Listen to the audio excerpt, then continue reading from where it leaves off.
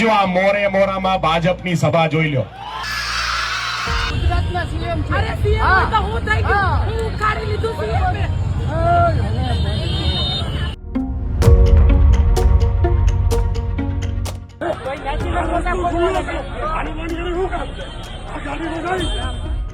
સુરતની સુરત એટલી સરળતાથી પારખી નથી શકાતી. વરાછા, મોટા વરાછા, કતારગામ કે સરથાણા, ત્યાં રેલીમાં આવતી ભીડ જોઈને જો કોઈ એવું નક્કી કરી લે ને માની લે કે ભીડ જોઈને ને માહોલ જોઈને એવું લાગે છે કે આ વખતે તો અમે જીતી જ ગયા, તો આ શહેર ગમે ત્યારે એના મનસૂબા બદલી દે છે. આ શહેર ગમે ત્યારે એની સુરત સીરત બંને બદલી દે છે. અને એટલે જ સુરતના દ્રશ્યો, આવી રહેલી ચર્ચાઓ, થઈ રહેલી ચર્ચાઓ અને વાતો, એના વિશે કરીશું વાત. નમસ્કાર, આપની સાથે હું દેવાંશી.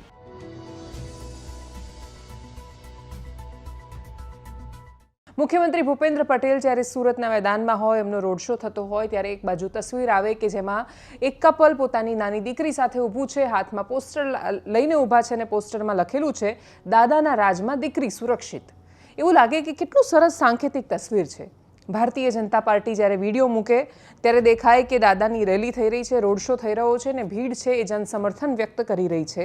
પણ એ જ વખતે બીજી તસવીરો પણ સામે આવે સોશિયલ મીડિયામાં. અને ત્યારે જ્યારે તમે વરાછા કતારગામમાં સાંજના સમયે રોડ શો કરતા હોય ત્યારે એ સામાન્ય માણસને મુખ્યમંત્રીની ઝલક જોવામાં નહીં, ઘરે પહોંચવામાં રસ હોય. અને એ વખતે રોડ શોના કારણે જો એક બાજુનો રસ્તો બંધ કરી દેવામાં આવે, રત્ન કલાકારો પોતાના સમયે ઘરે ન પહોંચી શકે, ત્યારે એક બાજુ દાદાનો રોડ શો પસાર થતો હોય ને બીજી બાજુ લોકો જોરથી હોર્ન મારતા હોય, એવું કહીને કે અમારે નથી જોવી આ રેલી, નથી જોવો રોડ શો. એક મહિલાનો વિડીયો પણ વાયરલ થયો, જે થોડા દિવસ પહેલાં મુંબઈમાં થયું હતું કે જ્યારે એક મિનિસ્ટર વિરોધ પ્રદર્શન કરી રહ્યા હતા તો એક બહેને આવીને કહ્યું કે આ શું કરી રહ્યા છો. એ પ્રકારની તસવીર સુરતમાં સામે આવી. સૌથી પહેલાં જેટલા પણ દ્રશ્યો પોલીસ સાથે સંઘર્ષના થયા સામાન્ય માણસને, વરાછા, કતારગામ, આજુબાજુના વિસ્તારોમાં, કરીએ એના પર નજર.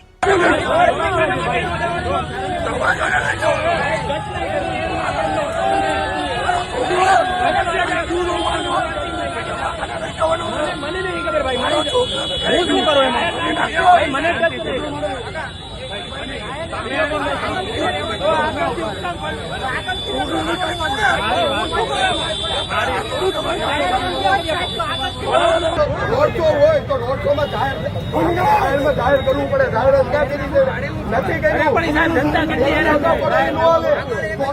48 કલાક પહેલા તમારે જાહેર કરવું પડે. 24 કલાક પહેલા જાહેર કરી રોડ શો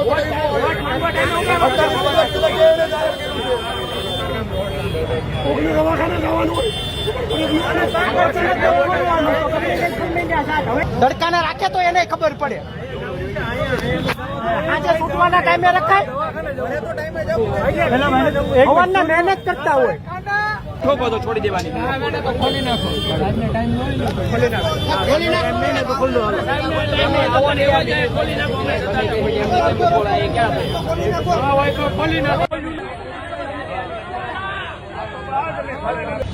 ગાડી ચલાવું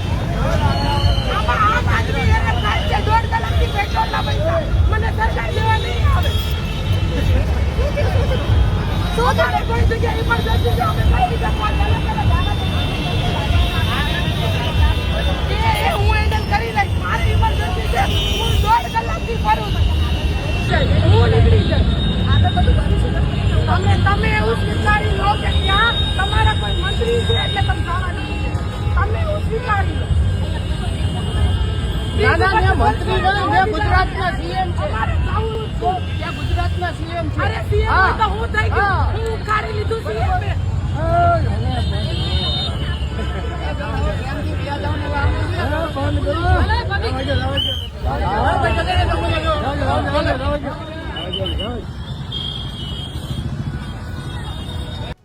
વોટ માંગવા માટે અથવા વોટ લેવા માટે કે જન સમર્થન મેળવવા માટે જ્યારે રેલીઓ નીકળે અને પછી સામાન્ય માણસે રેલીના કારણે પીડાય, તો એનાથી કેટલા મત મળતા હશે ખબર નહીં. રેલી અને રોડ શો શું આજે પણ આજના સમયમાં રિલેવન્ટ રહ્યા છે?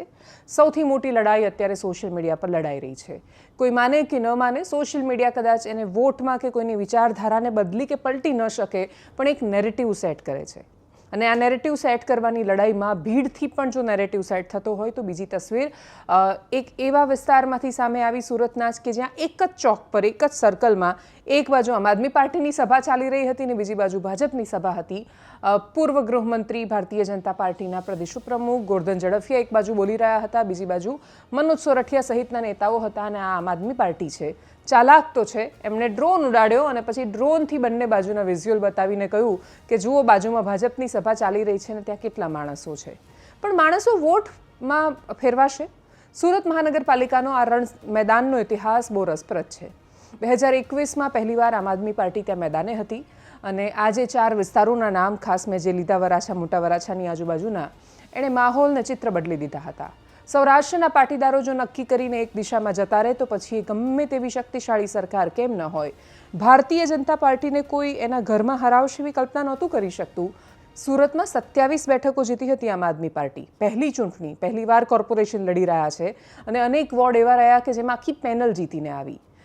120 બેઠકો છે સુરત એસએમસીની ટોટલ, અને એ એસએમસીની આટલી ટોટલ બેઠકમાંથી એક આખો વિસ્તાર આમ આદમી પાર્ટીના ફાળે જતો રહે તો એમાં બહુ જ મહત્વનું યોગદાન કોનું હતું? પાટીદારોનું એક તરફી જવું એ મહત્વનું હતું. સૌથી મહત્વનું યોગદાન કોંગ્રેસે પોતાની બેઠકોથી આપ્યું અને કોંગ્રેસનું એસએમસીમાં યોગદાન હતું 0 બેઠક, 0 પર આવી હતી કોંગ્રેસ. ભારતીય જનતા પાર્ટીનો આખી ચૂંટણીમાં સ્થાનિક સ્વરાજ્યમાં પ્રયત્ન થયો છે કે કોંગ્રેસ બેઠી થાય. જો કોંગ્રેસ બેઠી થાય તો ગાંધીનગર મોડેલ બને. કોંગ્રેસ વર્ષોથી ગાંધીનગર કોર્પોરેશન જીતતી હતી. ભાજપ કોર્પોરેશન બન્યા પછી ભાજપ ત્યાં જીતી જ નહોતું શક્યું. જે કોર્પોરેશન તમે જીતી નહોતા શકતા એમાં ઇતિહાસ બન્યો અને 44માંથી 41 બેઠક ભારતીય જનતા પાર્ટી જીતીને આવ્યું. અને એ હતું ગાંધીનગર કોર્પોરેશનનું મોડેલ કે જ્યાં કોંગ્રેસ અને આમ આદમી પાર્ટી બંને બહુ તીવ્રતાથી લડે, બંનેના વોટ વહેંચાઈ જાય, સરવાળે ફાયદો ભારતીય જનતા પાર્ટીને થાય. એમાંથી 41 જીત્યા, 2 કોંગ્રેસના હતા, એ છેલ્લે પાછા ભારતીય જનતા પાર્ટીમાં ભળી ગયા. આમ આદમી પાર્ટીનો એક કોર્પોરેટર હતો, હજી પણ એક કોર્પોરેટર છે.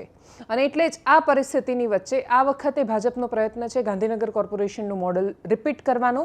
સુરતનું જોતા માહોલ, સુરતની સ્થિતિ જોતા અને કોંગ્રેસના કાર્યાલયની સ્થિતિને જોતા આ વખતે પણ સુરત કોંગ્રેસ કદાચ 0ની આજુબાજુનું જ યોગદાન આપશે સુરતમાં.